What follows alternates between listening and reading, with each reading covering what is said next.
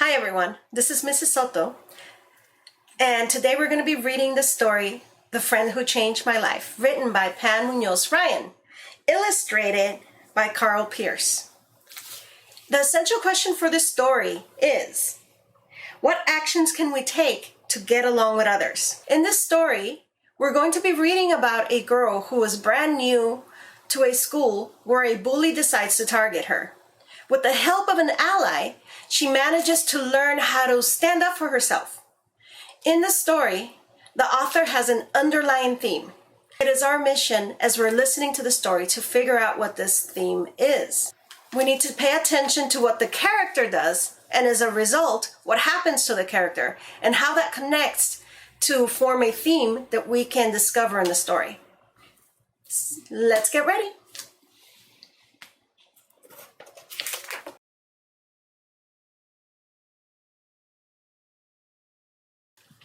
I hated being a new kid at school. I was in the 5th grade and my family had moved to a new neighborhood. Already with a size 9 shoe, my feet were an awkward atrocity. My curly brown hair, the result of the religious use of pink rubber curlers, stayed wholesomely off my face with hair clips. How was I to know that straight ponytails and short blunt bangs were the rage in this school? Since I hadn't yet adopted the no socks look, my sense of style didn't mesh either. I wanted to fit in, but I didn't have all the necessary confidence. To escape, I walked around with my nose in a book. Unfortunately, I wore my vulnerability like a brand new pair of milk white sneakers, all too ready to be scuffed. A bully took advantage. So far, what have you captured from this book? Is it a fantasy book, or do you think it's going to be realistic fiction?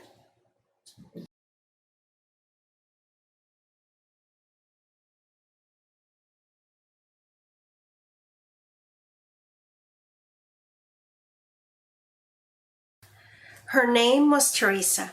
She was tiny, wiry, and loud, with blonde bangs and the mandatory tightly pulled back ponytail. I swore she walked with a deliberate swagger just to get her ponytail to swing back and forth. For a reason unknown to me, she decided that I was worthy of her undivided attention. And every day she waltzed up to me and kicked me in the shins or the back of the legs. I could expect a wallop any time I was off guard. While I was standing in line to go to class after recess on my way out of the girls' bathroom, or as I pushed my lunch tray along the counter in front of the cafeteria ladies. Bam! Teresa was smart and quick. No teacher ever saw her. And my legs were black, blue, purple, and green within a week. My mom noticed the marks, but I pacified her by saying that I played in the jungle gym at recess and had bruised them on the bars. I could tell from my mom's expression that she was suspicious of my story. She made me promise I'd played somewhere else. I knew that if I kept coming home with mottled legs, one of my parents would eventually go to my teacher. I could only imagine the price I'd have to pay among the other kids if I was seen as both the new kid and a crybaby tattletale. How has she acted in the face of a bully? Is this the right action for her to take? Or do you feel that she needs to do something else? And again, we're looking at theme. What does the main character do? And as a result, what's happening to her? And let's connect it to the theme as we're following along. What is that theme? I used to lie in bed every night, dreading school and trying to figure out complicated routes to walk from one place to another so Teresa couldn't get me easily. I had a convoluted method of getting to my classroom, which involved walking outside the fenced schoolyard and entering the grounds of the opposite end of the campus, then working my way through the kindergarten playground. At recess and lunch, I stayed in the open spaces on the grassy field because if I saw Teresa coming, I could at least run. One day, Teresa chased me on the playground, about to close in with yet another successful attack. Frantically, I ran away from her, glancing back every few seconds to see where she was. I looked to one side and was relieved that I didn't see her. Thinking she had given up, I stopped abruptly and turned around, unaware that Teresa had been running full speed toward me from the other side. She didn't expect my sudden stop and collided into me and bounced toward the ground. A group of kids standing nearby laughed. Angry, Teresa got up and began kicking me with a fury over and over. A scrape on my knee reopened, and blood trickled down my leg. As much as I wanted to, I didn't cry. I just stood there and took it. Mary Lou, also in the 5th grade, was the tallest and biggest girl in the entire school, including the 6th graders. She wasn't fat, but she was sturdy and big-boned and strong. So far, we've met a new character, Mary Lou. What do you predict Mary Lou is going to do to help our protagonist? The author used the word sturdy. The denotation for the word sturdy means strong and solid. The connotation, which is the feeling part, is it a negative or a positive thing?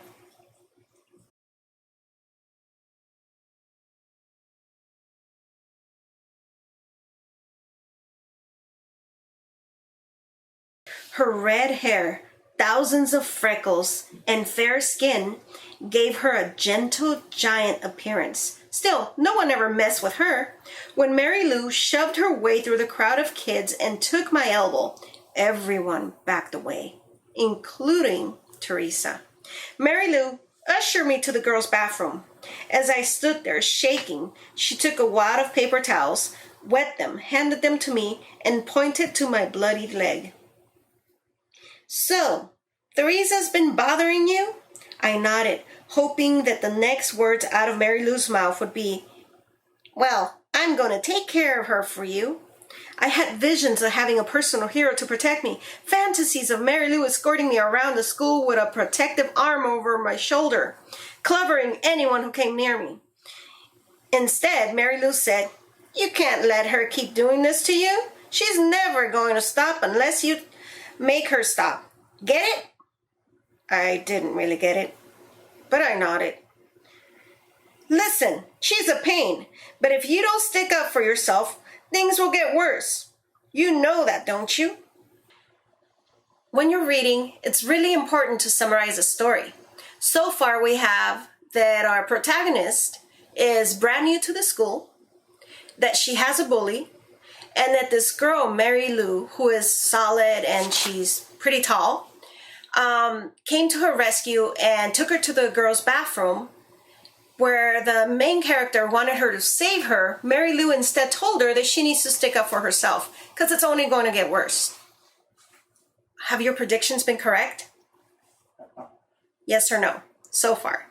And what other predictions can you make? How could it get worse? I was already paralyzed with fear and had turned into a whipping post for some girl who was half my size. Besides, what did Mary Lou mean about sticking up for myself? Did she want me to fight Teresa? That idea terrified me more than being kicked every day. "I'm not kidding," said Mary Lou. "And if you don't do something, I'm going to start hitting you too. Understand?" She made a fist and held it in front of my face.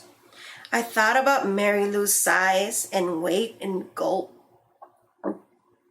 Things could definitely get worse. "Yes," I whispered. "Okay then, get back out there." It is important to realize that the author is being very crafty when writing this story. If you look at the way the author describes each character, the way they look, you have Mary Lou, she is tall, she is sturdy. You have the bully in the story who's tiny. And the protagonist and the way the authors described her. What is the difference between these characters?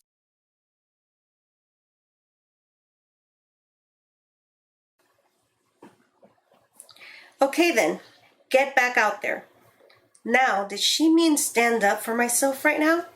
I walked back to the playground with Mary Lou smugly following behind. I couldn't see a way out of the situation. In front of me was Teresa, and in back of me was Mary Lou. The first bell rang, and kids began to assemble in their assigned lines on the blacktop in front of the classroom. In a few minutes, the second bell would ring, and teachers would walk out and get their students for class. The yard duty teacher was out on the grassy field blowing her whistle and rounding up the stragglers. As usual, no teachers would be around to witness my destruction. Teresa stood in a huddle of girls. Mary Lou nudged me toward her. I had never started a fight before in my life. I had never hit anyone and didn't have any inkling of what to do. My insides shook worse than my outsides. Then Teresa saw me approaching. She set her mouth in a grim line, marched towards me, and swung her leg back to haul off and kick me. I jumped back and avoided the kick. I made a fist and flailed my arm wildly in some sort of ridiculous motion. Pop! In a miraculous blow, I caught Teresa in the nose and blood sprayed across her clothes. I don't know which of us was more surprised. At this point, you should be taking notes about what's happening to the character. What does the main character do? And as a result, what is happening to the character? What is she learning? And how is Mary Lou helping her? Although I don't condone you guys going around punching people in the school.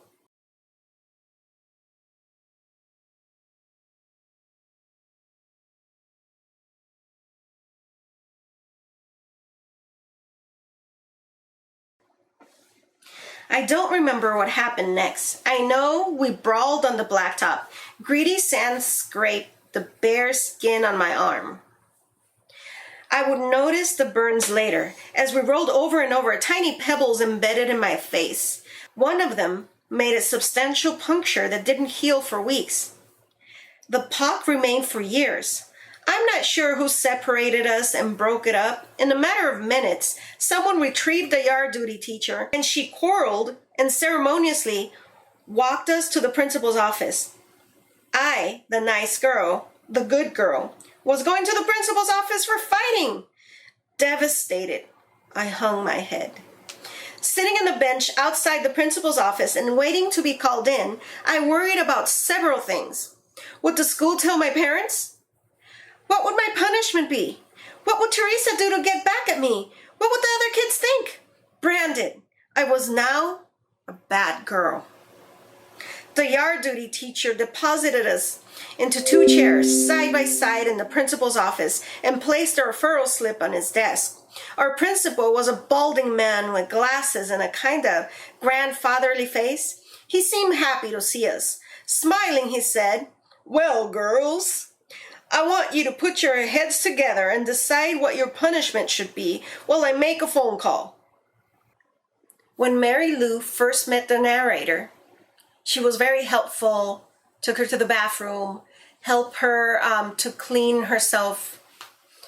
And then suddenly she told her, "You either defend yourself or I'm going to beat you up too." What is the contrast between that? And why would Mary Lou do that? What is your inference about why Mary Lou threatened her? What happened as a result of that?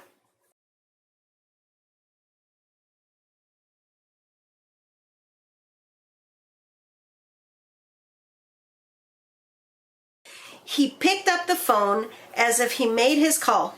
I stared at his desk. I realized I could read the referral slip upside down. The yard duty teacher had written, "Bench for 1 week." Teresa leaned toward me and whispered remorselessly, "I guess we should be benched for 2 weeks." She felt worse than I had suspected. I glared at her and shook my head. The principal put down the phone. "Well, young ladies, we should be benched for a week," I blurted. "I agree, and I don't want to see you back here anytime soon." He signed the referral and sent us back to class. "How did you know to say 1 week?" Teresa asked on her way back to class. "I could read what the yard duty teacher put on the slip upside down," I told her. "Wow, you can read upside down?" Teresa said, her ponytail swinging like a pendulum. I didn't answer her. That night, I told my mother that I fell, trying to jump rope double dutch. Teresa and I were confined at every recess and lunchtime to the same green bench next to the stucco wall of the cafeteria building. It was indisputably the bad kids' bench. Kindergarten and first graders had to file by to get to their classrooms, and they always gave us a wide berth. Their orderly line snaking away from us, then back in formation, as if our badness might be contagious. The bench faced the playground so the entire recess population could see who was not privileged enough to play. The yard duty teacher could keep an eye on us too, in case we decided to jump up and sneak in a hopscotch game. Indignant and humiliated, I refused to talk to Teresa, who didn't seem to have any inhibitions about being chatty. She bragged to me about all sorts of things, but I was aloof until she said, "My mom takes me to this big downtown library every Tuesday after school." On page 456, if you look closely, these sections are separated by dialogue. Dialogue is when the characters are speaking, so you put the quotation marks and you realize, you see what they're saying. But this one paragraph right here, it's really, really long and it's not dialogue. The author did this on purpose. The reason for this is that the author wanted to include certain information. The author wanted to describe how the characters are stuck in recess detention. They're facing the population and everything seems like such a big deal. Everyone in the playground can see them. The main protagonist is humiliated and she's refusing to talk to Teresa. And on the other hand, Teresa's like, "Hey, my mom takes me to this big library."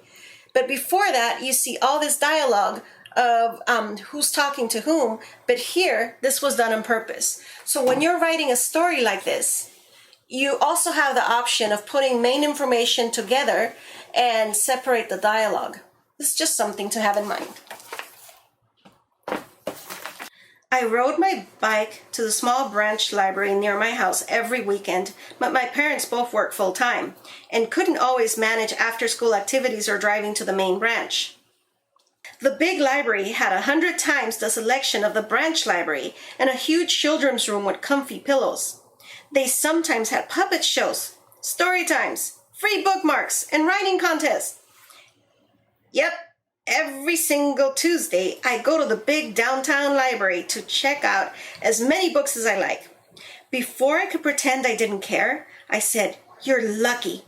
I was suddenly jealous of Teresa, but I didn't want her to know how much. So I returned to my determined martyrdom. Instead of listening to her, I stared at the dirt and ignored her prattle. The week was over soon enough. The principal never called my parents. The other kids didn't seem to care that I had been disciplined on the bad kids bench. In fact, I actually detected a subtle reverence from some of my classmates. From then on, Teresa left me alone, and Mary Lou was my widely acknowledged ally. I didn't know how I ever repay her. As I mentioned before, it's important to summarize what you're reading so it can help you remember and understand. So far we have, there was a big fight between the protagonist and Teresa. They both got in trouble. And whereas the protagonist wanted to be angry and sullen, meaning she didn't want to talk to Teresa, suddenly Teresa was chatty and things kind of changed where other kids in school started looking at the protagonist in a way that was like, ooh, oh. And of course, you all know, those of you in my class, I love books. So the fact that they mentioned a library, that would get me talking to someone I don't like either, just saying. And that library sounds amazing and it's super large. But things seem to be changing. And the protagonist is very grateful to Mary Lou, who made her stand up for herself. A few weeks passed, and one of the girls in our class had a slumber party. All the 5th grade girls were invited. The barrage of females descended on the birthday girl's house with sleeping bags, pillows, and overnight cases. Mary Lou and I set up our sleeping bags right next to each other. The night progressed happily until someone suggested that we tell ghost stories. I hated ghost stories. I had far too active an imagination, which always took me much further than the storytelling. I couldn't seem to turn off the dark, scary world. If I even saw a slightly scary movie on television, my stomach would churn for days, and I'd have to sleep with my bedside lamp on all night. Mary Lou must have felt the same because she moved closer to me. We huddled together behind the avid listeners, with our pillows almost covering our faces. There was no way not to listen. One girl told of a particularly gruesome tale about a tree whose giant branches turned into fingers and could grab and capture children. Most of the girls squealed and clutched one another in mock terror before they ended up giggling. Already fraught with anxiety, I couldn't imagine how I would get through the night. I suddenly wanted to be in my own house, in my own bed, with my parents down the hall and my trusty bedside lamp. There didn't seem to be any way out of the situation that wasn't humiliating. At least Mary Lou was on my side. Suddenly, Mary Lou started crying. I'm scared, she said. I want to go home. Mary Lou had read my mind, but voiced it with her own tears. One of the girls said, "Don't be such a baby." Others chimed in, "Mary Lou's a scaredy cat." "I'm calling my parents," said Mary Lou through her giant sniffles. "The baby's calling her mommy and daddy," the girls chanted. "The baby's calling her mommy and daddy." Why doesn't the narrator like ghost stories or scary stories? You know, I love scary stories, but it's not for everyone. So, to the narrator, this is not a very happy thing. Neither it is for Mary Lou. What would you do in that situation? I shivered in my sleeping bag, my stomach sick with fear, sick that Mary Lou was leaving, sick that I was next to a window with a tree looming on the other side. Mary Lou headed toward the phone and didn't seem to care about the taunting. She called her parents with her chin up, set down the phone, and methodically began packing up her things. My sleeping area looked bare without Mary Lou's sleeping bag and blanket. A tree branch brushed against the window from the wind. I was convinced it was the same tree from the story and that I would be its next victim. I stood up and began rolling up my sleeping bag. "I'm going home too. Mary Lou, can your dad give me a ride?" From across the room, a small boy said, "Me too." Mary Lou nodded. I secretly celebrated. I knew would suffer the consequences of the gossip and finger pointing at school on Monday, but I didn't care. There was safety in numbers, and I dragged my things into the hallway. I saw the third person. It was Teresa.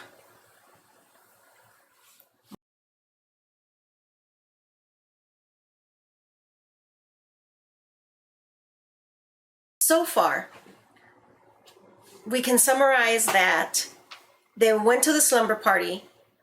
They started, one of the girls started saying a scary story, and Mary Lou got scared and called home. The girls were mocking her. The narrator was scared too, but she wasn't saying much. But eventually, after seeing that Mary Lou was leaving and that she was putting it in her head that the tree in the window was the same tree in the story, she decided to pack up. What was really shocking was that Teresa was also scared. So the three of them left, and the narrator felt better because she said there's power in numbers. So even though she knew that they were going to be making fun of her, she was still okay with leaving because it wasn't her alone. It was three of them. How has the relationship of these three characters changed from the beginning of the story to this point? And do you think that the relationship will become better as a result of this experience?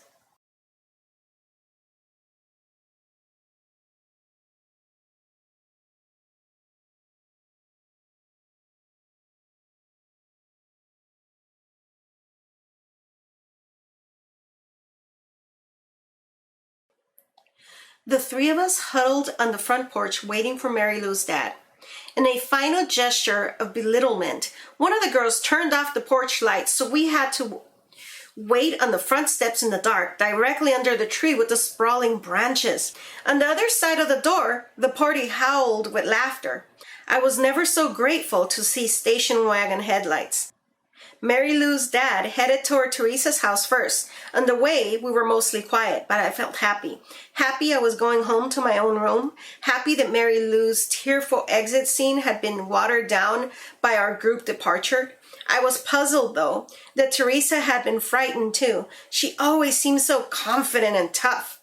In front of Teresa's house, she climbed out of the car and said, "So, do you guys want to go to the big library with me after school on Tuesday? My mom drives me and she could drive you too." I would love to go to the big downtown library on Tuesday after school, I thought, but with Teresa? My mind battled with my emotions. Teresa eagerly continued, "My mom can call your moms too, make sure it's okay and everything." I hesitated. "Are you going?" I asked Mary Lou. "I can't," she said, "but you should go if you want to." Teresa sounded sincere enough. Mary Lou nudged me in the back seat as if to say, "Go." I finally nodded. On the first paragraph, on page 460, the narrator mentions how she was so excited, or she has never been as happy to see station wagon headlights before. What inference can you make about why she felt that way? They don't tell you directly. Remember, an inference, you get the hints from the story to come up with your own conclusion. It was a strange camaraderie, given her history. Teresa and I shared many trips to the library together on Tuesdays. I've often wondered if, in some convoluted way, Teresa's abuse had been an attempt to get my attention. She liked the library and I always had my nose in a book. So she targeted me. Too bad for my legs that she didn't have better social skills. Mary Lou is still my hero. If a person believes in the domino effect, the premise that one action triggers another, then I am deeply indebted to her. If she had never made me stand up to Teresa, I would have existed in the outskirts of fifth grade society, always defenseless. I would have never gained Mary Lou's respect or become her friend. I wouldn't have gone home with her that night at the slumber party. Instead, I would have suffered through my worst imaginings. And if it weren't for Mary Lou, I might not have had the opportunity or courage to accept Teresa's invitation to the big library on Tuesdays, which fueled my affection for books in a dramatic way. After all, I was entering the enemy's camp.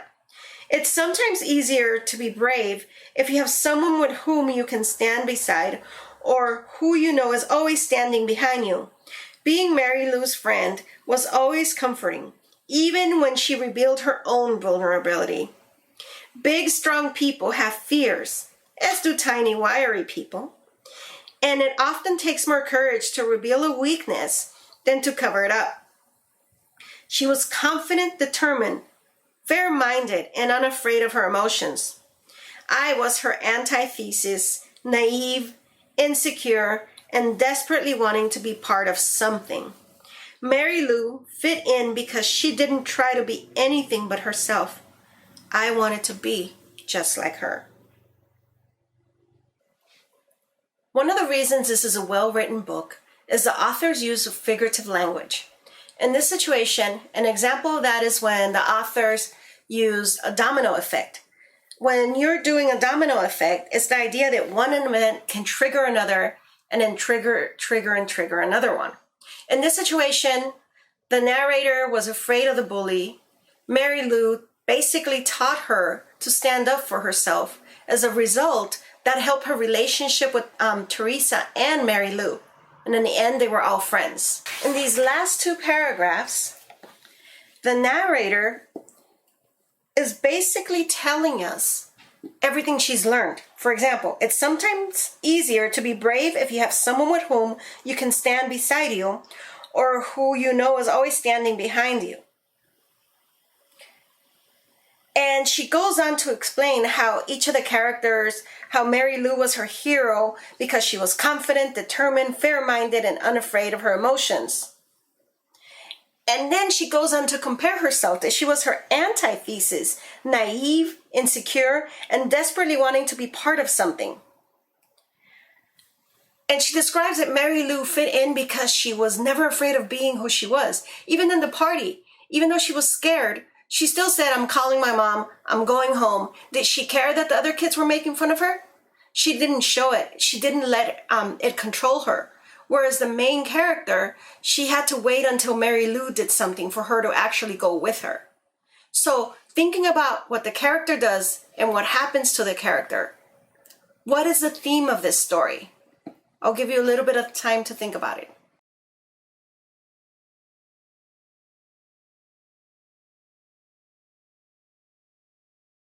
Going back to the story, were your predictions correct?